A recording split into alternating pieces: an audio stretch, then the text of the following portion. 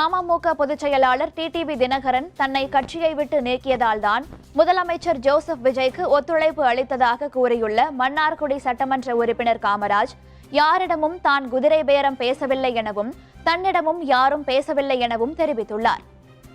என்னை கட்சியிலேருந்து நீக்கிட்டாங்கன்னு நான் வெளியில் வந்தோன்னே எனக்கு தகவல் கிடைக்கப்பட்டது. அதனால் நான் யார்கிட்டையும் அனுமதி வாங்கணும்னு அவசியம் இல்லை. ஏன்னா கட்சியை விட்டு நீக்கிறது பிறகு நான் யார்கிட்டையும் போய் அனுமதி வாங்கணும் அப்படிங்கிற அவசியம் இல்லை.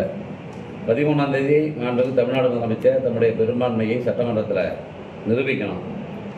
அப்படி ஒரு வாய்ப்பு வரும்போது நான் தான் எந்த கட்சியிலையும் இல்லையே, எனக்கு கட்டுப்பாடு கிடையாது. அதனால் தமிழ்நாடு முதலமைச்சர் திரு ஜோசப் விஜய் அவர்களுக்கு எனது வாழ்த்துக்களை, எனது ஆதரவை நான் தெரிவித்துக் கொண்டேன்.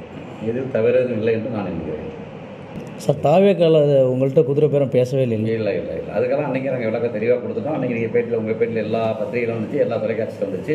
அது அன்றைக்கே முடிந்து போன சப்ஜெக்ட்டு. அதுக்கு பிறகு தான் சட்டமன்ற உறுப்பினராக கவர்னர் ரெக்கமெண்ட் பண்ணி அனுப்புகிற சட்டசபைக்கு என்ன சட்டமன்ற உறுப்பினராக பதவி பிரமாணம் செஞ்சு வைக்கிறாங்க. அது அதனோட முடிஞ்சு போன கதை. அதை பற்றி நம்ம கேட்காதீங்க.